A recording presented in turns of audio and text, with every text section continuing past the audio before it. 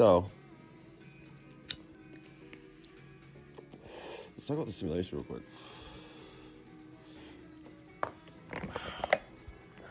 I don't even... Ziggy, volume 2.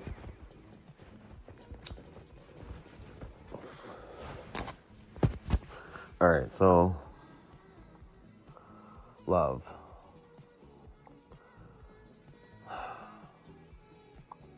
So, I always had the issue with not understanding how people can move on from their first love. And, like, I don't know, there's, like, the pattern in my life has always been a series of holding on in a strange way. Because it's like, I don't want love to ever become something that's, like, replaceable, or something that just means something different than what it means to me. And it just seems like the world has always been like, this is what it means in some weird way. And it's just like, that's not what it is at all. Like, I didn't see it anywhere. I didn't see it from my mom as a child, but it was like, I just saw things the way that they weren't supposed to be. You know what I mean? Like, and then thought of how things are supposed to be. And I loved that. And so, you know, going through relationships in my life, it was like, I got really messed up because it was like I wanted to understand things, like my behavior that I would, understand things, like understand like what things mean and how things happen or whatever it may have been. But it's like,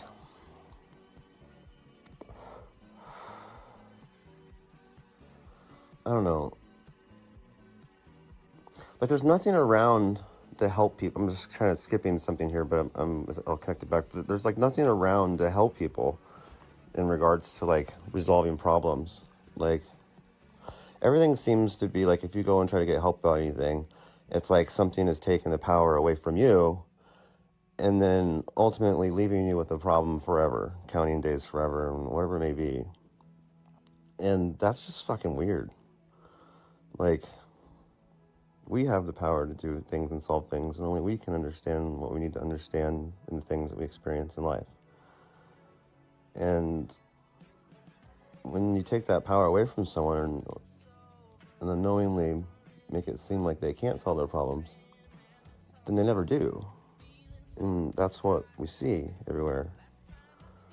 So I don't know, like, what I mean is, like, I get in a ring of circle of trying to figure out something, you know, and that ring of circle could be looked at by a quote professional as like some type of neurotic behavior that's not healthy, and would want to stop me from having that pattern of behavior, and would want to probably put me on some type of petroleum-based brain-killing fucking medication that I don't know what's going on with people and why people take things like that.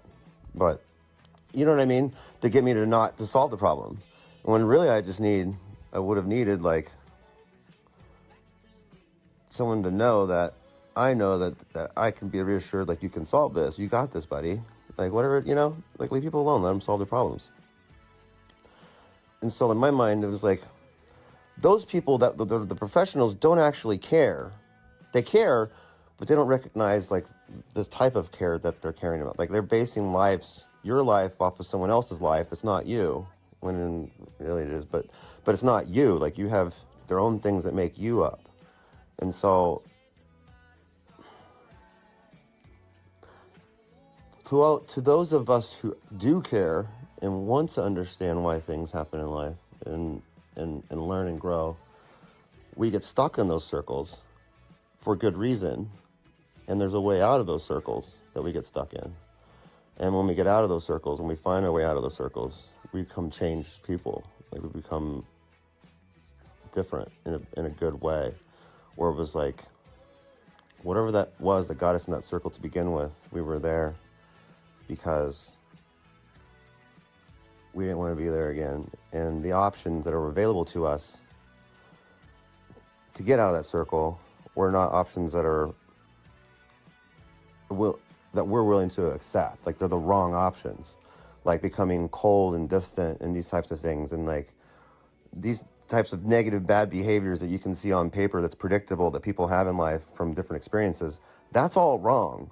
So we the ones that are trying to solve a problem and get stuck in a circle, recognize that those things and those types of reactions of change and being affected by situations and experiences that deeply hurt us or moved us, or that's not acceptable either. So we're willing to be stuck in, it's not even a choice, but we're willing to be stuck in the circle to try to find a way out of it.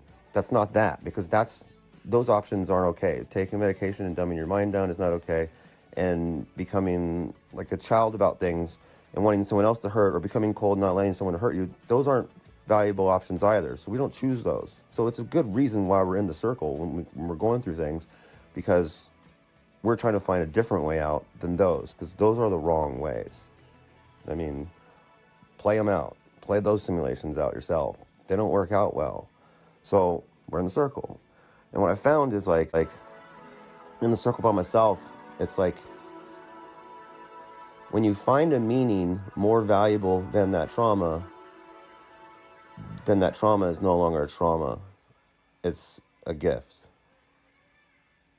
It's a gift because it was like, now you have a meaning more valuable than it. And so whatever that meaning is, it's deeply in things that you're stuck in a circle about. But if you just recognize that is there to find, and when you discover it in an instant, you're free. Because to understand transforms what is. And when you transform what is, it's like fucking funny. But none of these people are knowing any of this shit. Everyone's like, do this, shut up, you're weird. Take this, don't say anything. What's wrong with you? Care about shit? Stop caring about stuff. We care about you. You know, it's like nonsense. But speaking about love, though, I'm going to switch topics here, but on the same topic, whatever. It's like, I've come to understand that, like, when I've loved someone deeply, and I've wrote stuff deeply, it was like, that person is the same fragment and essence of the same person throughout all. And of course, each of them are their individuals, and they have their lives and everything. But what is inside of them that is good, and that loved me, and that I loved them, is like always there throughout time and always them. And the only parts in them that have hurt me is really the me inside of them that I'm here to separate from. It's never them, the one that we really, really love, that hurt us. So it's always there. So when you have a soulmate, she's everywhere, he's everywhere, broken up in fragments. And when we catch that glimpse of them, and they can see us, it's just magical to me that that's always there, and it's always them, it's always us. We see it in everything. Our whole reality was constructed by that, and I'm fucking really moved by that. But then, like, what am I staring around? But then, like, thinking of this, like, simulation shit now, because, like, I can't get away around it with everything I've discovered. That fucking, y'all ain't know yet. It's just weird. But it's funny to me because, like, I don't know, I'll go to the grocery store, like the small grocery store, and there's like a guy that's like really grumpy. And I just start laughing. Like, I'm supposed to be like, on paper, the predictable behavior on paper, I'm supposed to be like upset because this guy's like being rude or something, and he like works there, and he's like, why is he being rude? But that's like nonsense to like follow that script. So I'm just like laughing at it, and I'm like, That's me over there getting all grumpy and shit right now, not knowing that that's me over there getting all grumpy. And then, or I'll see like some people like arguing about like, I don't know, historical stuff or religion or stuff, whatever. And they're like, this is how it happened. And like, no, this is how it happened. And it's just like, motherfuckers, this is a ghost reality. Like, it's not even ours. Like, we're living out the last story in a log entry of a fucking robot. And it's not even our lives. It's like the lives of someone else. When we can have our own lives. This isn't even the place where shit went down. Like, all this was reconstructed, it seems like. And what are you guys digging for? I mean, I want to dig for shit too, but like, I'm just saying, none of this shit happened. Everything's patterning. Like, all of history is reconstructed from one pattern. Everything is this one pattern, this one story. And so we're inside the simulation that fills up all the space with the one story and explains everything with the one story through our languages, through our music, through our arts, through our historical stuff, through our headlines, through all of our names, the brand names, to like, through fucking literally every single thing, to the fabric of what makes us up and constructs our thoughts in all languages. Everything's constructed from this one story, and it's patterned and everything. So it's like, none of this is like our life. I mean, it's great to know this love story because it is our life, but it's also deeply not. It's like, it's a dead society's, a dead civilization's memory, reconstructed to see what happened to us. And it seems like we're stuck on that day. We're stuck on that day. And so it requires us to recognize this pattern and be like, we're not going to do that. I'm not going to do that. Like, there's going to be a shitstorm here in 2024, and it's going to be fucking hilarious. Like, literal shitstorm. There's going to be, like, I'm just basing this off the weird patterning and stuff. But, like, there's all these things we can, like, identify through the patterning of our own lives and through, like, historical stuff. We can, like, make a map of tiny imperfect things, which is what I'm fucking doing. And then basically, like, I don't know, like, the whole thread I pulled, it's like, we can make our own astrology now, you know? Like, just so many things that, like, just became, like, in our hands after this weird fucking door I popped through that I didn't mean to. Like, probably, all this probably makes no sense. But it's fucking hilarious, and I'm sure I can laugh at myself about it. Alan Scott, Michael Scott wise. I don't know. But yeah, when I see people arguing with each other now, it's like Spider-Man meme, pointing back and forth, like, no you. And it's like, dude, you're both doing it to yourself. Like, don't you understand? Like, I am you and you are me, and it's really weird. It's not just someone saying that, but it's like when you discover that, because I've always known that, but I've never known that. I've always known that, like, 2 + 2 is 5 and 2 + 2 is 4. I've always known that. But when you deeply understand, when you deeply experience it, it's like, this is fucking funny. Because it's like, this really is how it is. Like, this really is how it is. So it's like, why would you want to hate yourself? Why would you want to hate yourself? Why would you want to give yourself a hard time? You know, yourself may not know that, but help yourself. So then it makes, like, become this, like, service to your fellow man a little bit different. Because it's like, I take narcissism to a different fucking level. I swear to God.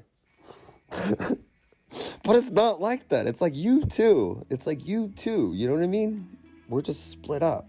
Like light divided in time. A prism, hope floating dreams, visions, and experiences to each other. Seeing ourselves from all sides. You know? But never forget that trauma, at the end of trauma, is the better version of yourself you'll be thankful to be. And it's not a bullshit thing to say. It's to say, like, there is something there to find, and you can find it, and only you can find it. And everything in the world's going to say some other shit, but remember, there's a meaning more valuable than the trauma. That's how you escape.